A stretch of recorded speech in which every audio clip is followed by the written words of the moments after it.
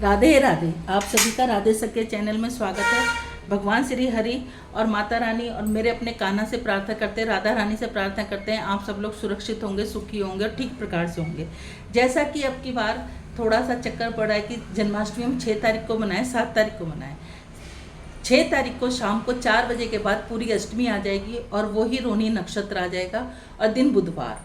भगवान का जन्म रात को 12 बजे हुआ, तो हम रात को 12 बजे भगवान का जन्मदिन मना सकते हैं, लेकिन व्रत हमको 7 तारीख को ही करना होगा, क्योंकि उदयकालीन की तिथि हमें अष्टमी की 7 तारीख को मिल रही है, लेकिन वो तिथि सिर्फ दोपहर शाम को 5 बजे तक ही रहेगी।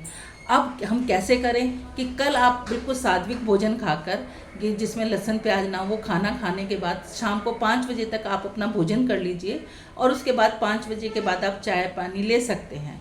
और यदि आप कल आप भगवान का जन्म करा रहे हैं रात को 12 बजे के बाद स्नान करके पूरे स्वच्छ वस्त्र पहनकर रात को 12 बजे के बाद आप भगवान का स्नान करा सकते हैं। भगवान का स्नान कराकर आप उनको झूले में बिठा सकते हैं, लेकिन व्रत आपको 7 तारीख को ही करना पड़ेगा। 7 तारीख को आप व्रत करें, लेकिन जल आप 7 तारीख को रात को 12 बजे भी दे सकते हैं, और नहीं देना चाहते तो दिन के 12 बजे जल देने के बाद आप शाम को 5 बजे के बाद आप जैसे आपके घर में खाया जाता है फलाहार कर सकते हैं।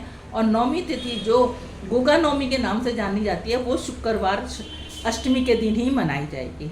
तो इस तरीके से भी कर सकते हैं, और आप अपने क्षेत्र के हिसाब से जैसे मंदिरों में होता हो, आपके घर परिवार में होता हो, आप उस तरीके से कर सकते हैं। अगर आप मेरी बात माने तो मैं कल शाम रात को 12 बजे शाम को 5 बजे तक खाना खाने के बाद रात को 12 बजे स्नान करके भगवान को अच्छी तरह श्रृंगार करके कल रात को 12 बजे के बाद ही मैं भगवान का जन्म कराऊंगी, पहली बात। दूसरी बात, कुछ लोग क्या करते हैं कि दिन में ही भगवान को अच्छे कपड़े उपड़े पहना के सजू के झूले में बिठाते हैं। नहीं, हमें झूले में नहीं बिठाना, क्योंकि झूले में तो हम जब ही बिठाएंगे ना जब भगवान का जन्म करा रहे हैं। कुछ लोग कहेंगे कि हम तो सावन की जो हमारी तीजों आती है उस दिन से झूले, आप सावन की तीजों से झूले में बिठाइए, हर रोज़ झूले में बिठाइए, लेकिन जिस दिन आप भगवान का जन्माष्टमी मना रहे हो, भगवान का जन्म मना रहे हैं, उस दिन आपको झूले में नहीं बिठाना। उसके बाद आपको रात को 12 बजे जब आप भगवान का जन्म करा लें तभी आप झूले में बिठाएं। ये छोटी छोटी जो हमसे गलतियां हो जाती हैं वो दिक्कत करती हैं,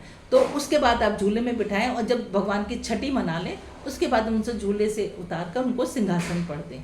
आप कल सारा दिन भगवान को अच्छी तरह खिलाएं पिलाएं, श्रृंगार करें, जैसे आपका डेली का रूटीन है वैसे करें, और भगवान को फिर 5 बजे के बाद जब आपकी अष्टमी तिथि लग जाएगी तब भगवान को इस तरीके से एक पतला सा वस्त्र उड़ाकर उनको बिठा दें, और रात को 12 बजे जब 3 बार ताली बजाएं, और ताली बजाने के बाद आप इस तरीके से एक खीरा ले लें।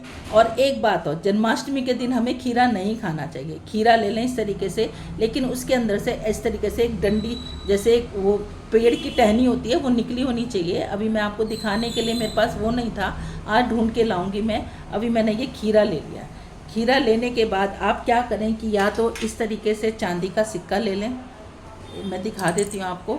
इस तरीके से चांदी का सिक्का ले लें, ये चांदी का सिक्का है, या तो इस तरीके से आप चांदी का सिक्का ले लें। चांदी का सिक्का नहीं है तो इस तरीके से आप अपना कोई भी एक सिक्का ले सकते हैं, चाहे चांदी का ले सकते हैं चाहे ये ले सकते हैं, लेकिन आपको चक्कू नहीं लगाना।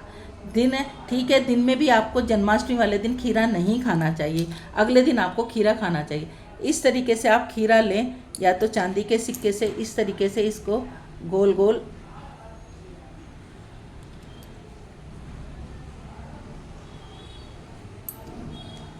इस तरीके से काट लें, चक्कू नहीं लगाना, गोल गोल आप इस तरह घुमा कर इसको इस तरीके से काट लें। जब आपने कपड़ा उतार दिया और ये इसमें से जो डंडी निकली है वो भगवान की तरफ कर गोल गोल काट कर इस तरीके से रख दें। इसका मतलब हो गया कि हमने भगवान का जन्म कराया है, और साथ में हमने वो जो भगवान की ओवरनाल होती है वो काट दी है, और इस खीरे को भगवान के पास रख दें।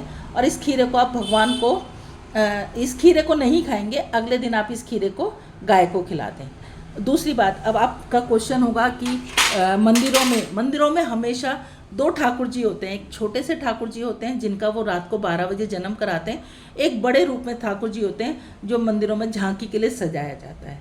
तो इस तरीके से अगर आप वो ही नक्षत्र में उसी टाइम पे आप अगर भगवान का जन्म कराना चाहते हैं तो वो कल रात को कराएं 12 बजे के बाद, और उसमें मैं आपको टाइम बता देती हूँ कि उसमें सिर्फ हमें 46 मिनट का टाइम मिल रहा है, जो 6 तारीख सितंबर को मध्य रात्रि 2 बजे से लेकर 2:45 तक का इस 46 मिनट की इसी दौरान में आप भगवान का जन्म कराएं, पूजा पाठ कराएं। जन्म कराने के बाद आप भगवान की दो, कहते ना, भगवान की 2 जच्चा जरूर गानी चाहिए। जच्चा गाने के बाद एक बधाई गीत गाना चाहिए, भगवान को थोड़ी देर झूले में बिठाना चाहिए। कल आप सारा कुछ सामान, पंजीरी, जो भी आप बनाना चाहते हैं भगवान के निमित्त बनाएं। कल भी बना सकते हैं, परसों भी बना सकते हैं, लेकिन कल रात को आपको जब भगवान का जन्म हो जाएगा तो उस टाइम पे आपको पंजीरी का भोग लगाना होगा, जो आप ये धनिए को भून कर उसमें पंचमेवा मिला के जो रखते हैं वो, और पंचमेवा का भोग जरूर लगाना होगा। मेरे कान्हा को पंचमेवा बहुत पसंद है, और साथ में मखाने की खीर लगानी होगी। उसके बाद आप कुछ भी कर सकते हैं। आप परसों व्रत कर रहे हैं तो परसों जो आप पंजीरी जमाना चाहें, जो भी जमाना चाहें, भगवान को झूले में बिठा के भगवान का खूब उनका श्रृंगार कीजिए, खूब उनको लाड प्यार कीजिए, और खूब उनको प्यार कीजिए, और अपने लल्ला का खूब धूमधाम से जन्मदिन मनाइए। बोलो राधे राधे।